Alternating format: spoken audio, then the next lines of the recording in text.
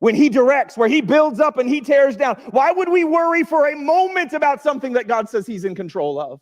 You know where our energy needs to go? Change my heart. Make me like you. Root out all of this stuff that came from my flesh and from this world that doesn't belong in me. Jesus didn't come to remove Rome, but you know what was really difficult to grasp? Jesus came to save Rome. He came to save Israel from her sin and then use her to save the nations so that he could graft all the other branches into the root of Jesse. I hope I can say this without it being confusing. It makes sense in my mind, but the more I read my notes, I'm not sure it'll make sense in yours. But Jesus came from Israel, and he came for Israel, but he also came before Israel.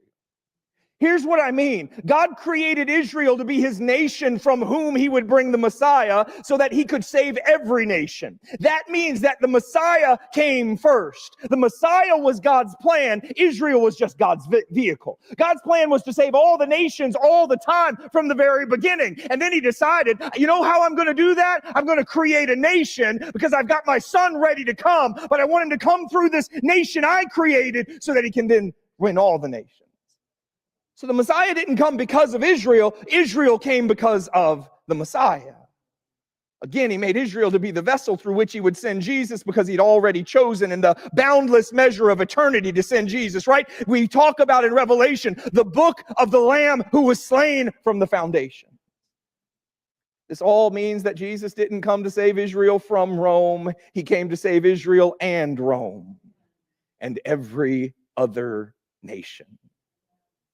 Guys, we intercede here every single month, and we intercede for a lot of different things. Last week, Joanne led us in prayer for Libya. Tonight, Noah led us in prayer for a general prayer for salvation. Do you ever think that maybe we need to pray differently than we've been praying?